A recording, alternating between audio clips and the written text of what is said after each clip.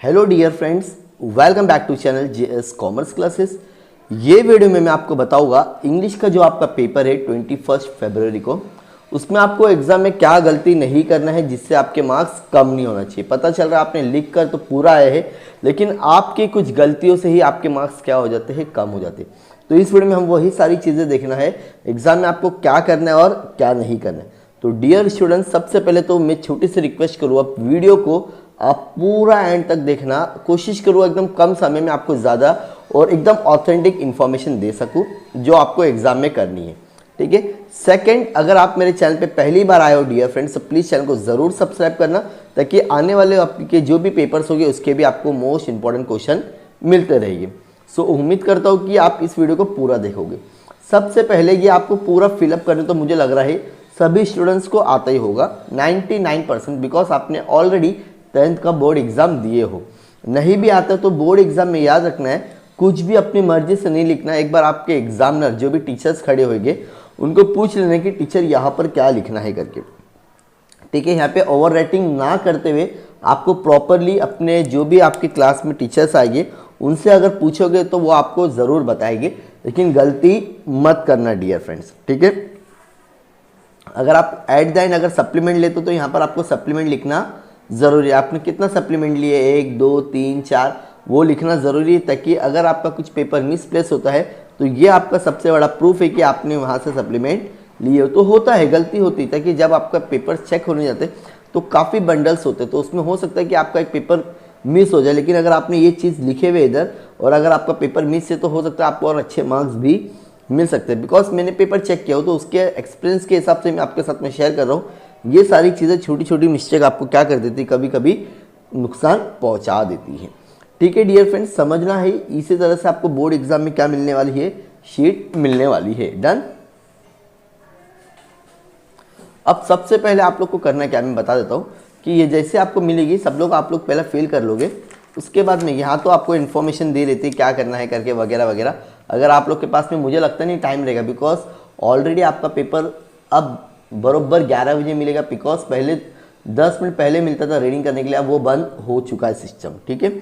अब आप लोग क्या करोगे डियर फ्रेंड्स, क्वेश्चन नंबर ना हमेशा यहाँ लिखने का। आपको जो भी क्वेश्चन नंबर होगा ना, जैसे क्वेश्चन नंबर 1 2 3, उसके सब क्वेश्चन नहीं लिखोगे चलेगा, लेकिन क्वेश्चन नंबर ज़रूर लिखना मेरे दोस्तों। यहाँ पर गलती मत करना। जैसे ये स्टूडेंट्स ने तो यहाँ पर गलती कर दिया है, लेकिन आपको ध्यान रखना है यहाँ पर आपको क्वेश्चन नंबर 1, ठीक है, लिखना है। क्वेश्चन नंबर 1A हमेशा जो भी क्वेश्चंस होगा आपको क्वेश्चन नंबर बरोबर मेंशन करना है। आप उल्टा सीधा लिखो ना, कोई इशू नहीं। अगर आपको क्वेश्चन नंबर 4 से स्टार्ट करना करो, कोई इशू नहीं, लेकिन यहाँ पर हमेशा चेक कर लेना कि आपने बरोबर से क्वेश्चन नंबर डाले हो गया, ताकि इसी के बेस पे आपको क्या मिलते हैं, पूरे मार्क्स मिलते हैं।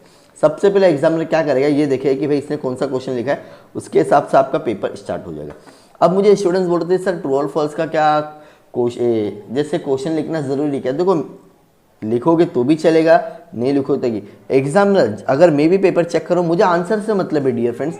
थोड़ी मेहनत मुझे करना पड़ेगा कि हाँ भाई अगर आपने प्रॉपर लिखे क्वेश्चन नंबर 1A का क्या है, ट्रू है, हम लोग को पूरा याद हो जाता है पहले का ट्रू फॉल्स। अगर ये नहीं भी लिख रहे तो भी चलेगा, आप लोग अगर डायरेक्ट आंसर लिखोगे तो भी आपको मार्क्स मिलेगा। हाँ, अगर कभी कभी ऐसा होता है कि क्रोनोलॉजिकल ऑर्डर मतलब पैसेज को देख के आपको लिखना है कि भाई पहला आंसर क्या होने वाला है, सेकंड आंसर, उसमें भी अगर आप फर्स्ट सेकंड थर्ड लिखोगे तो भी मार्क्स मिलेगा। मार्क्स कहीं पर भी कट होने वाला नहीं है, लेकिन हो सके तो उसका क्वेश्चन मतलब पहले में क्या आ रहा है वो सारी चीज़ें करके लिखोगे तो आप लोगों के लिए ज़्यादा बेनिफिट होगा। सर अगर क्वेश्चन लिखता हूँ, क्वेश्चन लिखोगे तो और अच्छी बात है, नहीं लिखोगे तो भी कोई इश्यू नहीं, नहीं लिखना, ताकि आपका समय बचेगा और वही समय आप अपना राइटिंग स्किल में दे सकते हो। नेक्स्ट, अब मोस्टली स्टूडेंट्स को ट्रोल मैच द फॉलोइंग में भी गड़बड़ होती है, कैसे आंसर लिखना है। फॉर एग्जाम्पल ये क्वेश्चन है, उसका डायरेक्टली आंसर लिखो। आप ऑप्शन नहीं लिखोगे तो भी चलेगा, मैंने लिख के रखा आपको बताने के लिए। अगर आप ये ऑप्शन नहीं लिखोगे, क्वेश्चन नंबर 1 इसका आंसर क्या है, स्ट्रॉन्ग एंड रेडी, बस ये लिखोगे यस। या तो कुछ स्टूडेंट्स क्या करते हैं, ये आंसर ना लिखते हुए डायरेक्टली क्रॉसिंग करते हैं। फॉर एग्जाम्पल स्ट्रॉन्ग कौन सा है, इसको यहाँ कर दिए। अगर ऐसा लिखोगे तो भी आपको मार्क्स मिलेगा, लेकिन कोशिश कीजिए क्वेश्चन और आंसर सामने सामने लिखो, एकदम बेस्ट होगा। और एक चीज़ और मैं बता दूं डियर फ्रेंड्स, जब भी आप अपना सप्लीमेंट लोगे साइड में इतनी मार्जिन ज़रूर कर लेना हर पेपर में। सर इतनी मार्जिन कर ले पेपर छोटा हो जाएगा, होने देना दोस्त, और सप्लीमेंट मिलेगा। यहाँ पर इसके लिए बोलते हैं बिकॉज आपके एक पेपर नहीं होते हम लोगों को चेक करने के लिए, कम से कम 300 पेपर एक टीचर को दिया जाता है और एक बंडल में कम से कम 30 पेपर क्या होते हैं बंडल में होते हैं। अब जब हम लोग बंडल बांधते हैं तो यहाँ से ना साइड में से ना पेपर फटने शुरू हो जाते हैं। तो अगर ये गलती अगर आप करते हो, यहाँ पे कुछ नहीं लाइन मारते हो, डायरेक्टली आंसर लिखते हो, तो हो सकता है कि कुछ आंसर आपकी मिस हो जाएगी। तो एकदम क्लीन और नीट होना चाहिए, समझ में आ गया।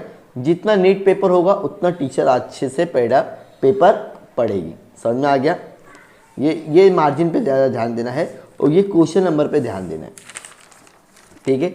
अब ये देख सकते हैं आप लोग, ग्रामर का भी अगर आप लोग डायरेक्ट आंसर लिखोगे तो कोई इशू नहीं, आपको मार्क्स मिलेगा। हाँ, जहाँ पर भी अगर आपको लग रहा है कि भाई ये मुझे पेंसिल से मार्किंग करना है, पेंसिल से करोगे तो भी चलेगा, पेन भी यूज़ करोगे तो भी चलेगा। लेकिन आपके 21 के हिसाब से अगर यहाँ पे देखा जाए तो क्या लिखा है वो देख लेंगे हम लोग। ये आपके पर्सनल टाइप के क्वेश्चन आपको इस तरह से लिखना है, जो A4 आपका जो होता है पर्सनल टाइप का क्वेश्चन इस तरह से लिखना है आपको, समझ में आ गया। थोड़ा सा आंसर की लेंथ होना चाहिए और जो भी आपका क्वेश्चन के अंदर बाद में आंसर होता तो आप उसको अंडरलाइन करोगे तो टीचर को इससे ज़्यादा क्या होना, हाईलाइट होगा और आपको अच्छे मार्क्स मिलने के चांसेस। नहीं करेंगे तो भी चले, लेकिन अगर आप कर लोगे तो आप लोगों के लिए ज़्यादा थोड़ा सा टीचर को पता चल जाता है कि भाई बच्चा क्या है, ये स्कॉलर है। जो आपको क्या करना है, शो करना था कि टीचर ज़्यादा फिर आपका डीप में क्वेश्चन पढ़ेगी नहीं। डन, हाँ सर डन। ये आपका लैंग्वेज स्किल रखना है। देन अगेन आपका क्वेश्चन, और ये चीज़ तो हमेशा आपको पता होगी, new question always be on a new page. New question का मतलब होता है question number 2, question number 3, question number 4, इस तरह से। ए और बी अगर आप कंटिन्यू करोगे तो कोई इशू नहीं है, लेकिन क्वेश्चन नंबर 2, 3, 4 जब भी नया क्वेश्चन आता है हमेशा आपको नए पेज से ही शुरुआत कर ली चाहिए, ठीक है। ये भी समझ में आ गया। और ये मार्जिन के लाइन बना लोगे तो और अच्छी बात है, नहीं बनाओगे तो भी चलेगा।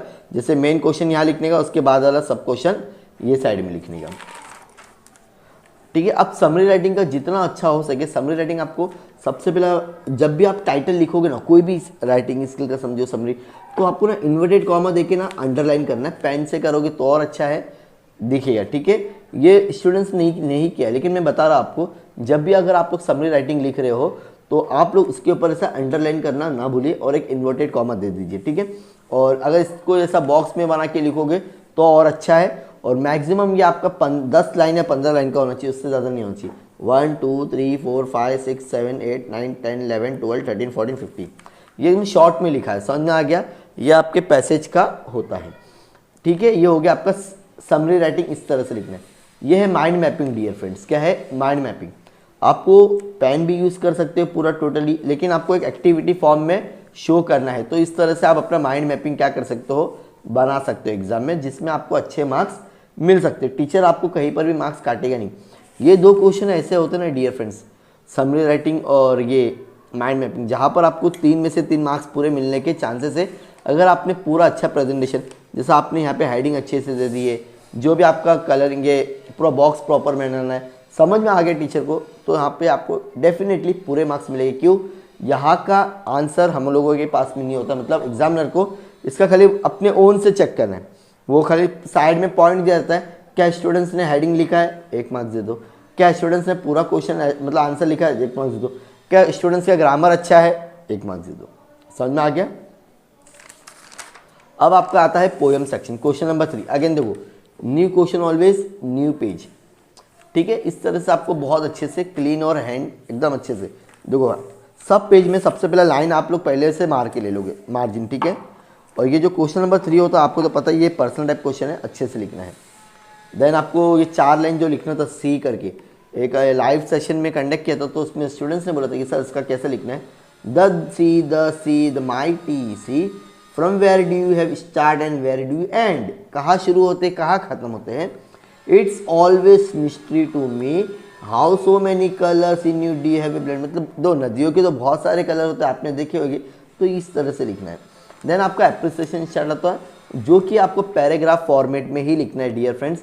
आपको पॉइंट फॉर्मेट में पूरे मार्क्स नहीं मिलेंगे। और फॉर्मेट के ये जो तुम्हारे जो एग्जाम्स में आने वाले हैं पोयम एप्रिसिएशन, एक ही वीडियो में देखना है, सारे एप्रिसिएशन मैंने क्या कर दिया हो, कवर कर लिया हो, ठीक है। अब राइटिंग स्किल जो भी लिखोगे डियर फ्रेंड्स, बहुत सोच समझ के लिखना। प्रेजेंटेशन जितना अच्छा दोगे उतना पूरा मार्क्स मिलने के चांसेस है। अब क्वेश्चन जो भी लिखोगे यहाँ पे ड्राफ्टिंग वर्चुअल मैसेज लिखे, हेडिंग लिखना, इस तरह से आपको पूरा एकदम अच्छे से यहाँ पे सामने वाले का नाम जिसको भेजना है और जो भेज रहा है उसका नाम यहाँ पर आता है, ये आपको ऑलरेडी पता है। ठीक है, देन ईमेल राइटिंग, ये है आपका ईमेल राइटिंग का फॉर्मेट। एक सेपरेट वीडियो तो ऑलरेडी मैंने अपलोड किया हो, इसको चाहिए तो डबल ऑलरेडी इस तरह से कर दोगे तो भी अच्छा रहेगा। सब्जेक्ट डालना है फ्रॉम सब्जेक्ट, देन आपको अपना स्टार्ट कर लेना है। ठीक है, इसका एक एकदम डिटेल वीडियो बनाया किसका, ये तो मैं खाली आपको एक फॉर्मेट बता रहा कैसे लिखना है, लेकिन ईमेल अगर आपको सीखना है तो एक सेपरेट वीडियो है मेरा। अब स्पीच राइटिंग का तो बहुत सारे स्टूडेंट्स ने बहुत अच्छी तारीफ किए हैं, जो मैंने बताया स्पीच राइटिंग अगर आपने याद कर ली तो समझो आपको पूरे मार्क्स मिल जाएगी, उतना कर लोगे काम हो जाएगा आपका। ठीक है, देखो जब भी आप लोग लिखोगे ना डियर फ्रेंड्स, तो ये स्टूडेंट्स ने शायद लिखा कि नहीं क्या मालूम, नहीं लिखा, स्पीच की हेडिंग होती है डियर फ्रेंड्स, हेडिंग के ऊपर आपको ना मार्क्स मिलेगा। जो भी राइटिंग स्किल आप लिख रहे हो ना, आप ना उसके हेडिंग पे ध्यान दे दो डियर फ्रेंड्स। रिव्यू राइटिंग जो भी लिख रहे हो, अगेन फिल्म रिव्यू लिख रहे हो, ठीक है, अंडरलाइन मारना भूलो मत, यहाँ पर आपको मार्क्स पूरे मिलने चांसेस होते। अब आपका आता है नॉवल सेक्शन। नॉवल सेक्शन का अगर ऑब्जेक्टिव इस तरह से दिया तो आप ऐसे आंसर लिख दो, ट्रू और फॉल्स लिखोगे या तो क्वेश्चन नहीं लिखोगे तो भी आपकी क्वेश्चन लिख दो, अगर टाइम में नहीं है तो डायरेक्टली आंसर लिखोगे तो भी मार्क्स मिलेगा, डोंट वरी फॉर दैट। ठीक है, देख सकते हो नॉवल क्वेश्चन के आंसर है, आपको इस तरह से ब्रीफ में लिखना है। ब्रीफ है ना तो बड़े आंसर होना चाहिए, शॉर्ट आंसर नहीं चलेंगे डियर फ्रेंड्स। अगर आप लोग ने नॉवल सेक्शन याद नहीं किए तो आप मेरा वीडियो देख लो, वहाँ से आपको सारी चीज़ें याद हो जाएगी नॉवेल्स के ऊपर। डन, तो ये सारी चीज़ों का आपको क्या रखना है, एकदम ध्यान रखना है, और पेपर एकदम नीट और हैंड एकदम क्लीन होना चाहिए। अगर आप क्वेश्चन नंबर 5 लिखोगे पहले तो भी चलेगा, 4 लिखो, लेकिन क्वेश्चन नंबर बराबर से, जैसे ये कौन सा क्वेश्चन नंबर 5, आप लोग यहाँ पे ना मेंशन करके दिखाओ क्वेश्चन नंबर 5 डी है, क्वेश्चन नंबर 5 ए है, बी है, जो भी है प्रॉपर लिखो, ताकि वो टीचर को समझ में आएगा कि आप कौन सा क्वेश्चन लिख रहे हो। यहाँ पर ये बॉक्स में ज़रूर लिखना अपना क्वेश्चन नंबर। ठीक है दोस्तों, सो उम्मीद करता हूँ आपका जो कल का पेपर होगा 21 फरवरी को आप बहुत अच्छे से लिखोगे। और भी अगर कुछ डाउट है तो प्लीज़ कमेंट सेक्शन में मेंशन करना, एल्स मैंने एक लाइव सेशन का वीडियो कंडक्ट किया, उसमें आपके आंसर मिल जाएगी। ठीक है, सो मिलते हैं नेक्स्ट वीडियो में। Thank you so much, bye bye.